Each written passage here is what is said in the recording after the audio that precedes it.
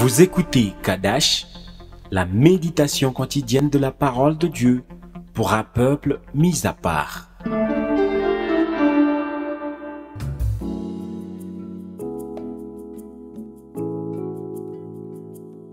Shalom, bien-aimés en Christ. Aujourd'hui, la parole de Dieu nous révèle la puissance de la prière. Bien-aimés en Christ, prier, c'est dialoguer avec Dieu. Oui, tu lui parles et lui te parle en retour à travers sa parole, des songes ou même à travers des faits qui se produisent dans ta vie. Dans la prière, tu n'informes pas Dieu sur ce qui t'arrive parce qu'il sait tout et il voit tout. Et il connaît le début et la fin de toutes choses. Alors quand tu entres en prière, c'est pour lui dire c'est vrai ce que tu ressens, ce que tu penses de ta situation. Mais surtout, c'est pour savoir sa pensée à propos. Dieu n'est jamais fatigué par le nombre de fois que nous l'appelons. Il n'est pas ennuyé par nos voix. Il est toujours impatient de nous recevoir. Il attend que nos voix s'adressent à lui. Il voit.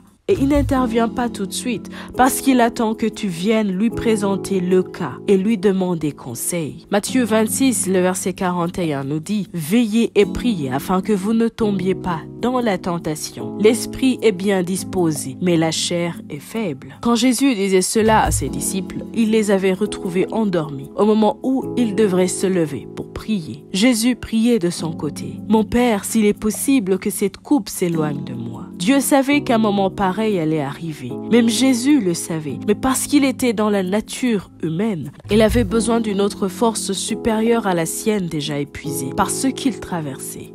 Bien-aimé en Christ, la prière t'aide à vaincre l'ennemi, à surmonter les tentations. Quand tu ne pries pas, tu es la proie de l'ennemi. Et quand tu pries, sache que tu t'adresses à un Dieu souverain qui connaît déjà ce que tu traverses. Adresse-toi à lui avec assurance que ce que tes efforts ne peuvent accomplir, lui peut le réaliser. Ce qui te met dans la confusion est plus clair à ses yeux. Et alors le courage de toujours venir à Dieu. Peu importe le cas, peu importe l'heure, il t'attend à bras ouverts pour te fortifier, pour te guider et pour te faire du bien. Sois richement béni. Shalom.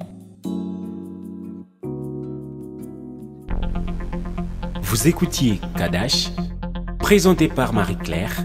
À bientôt.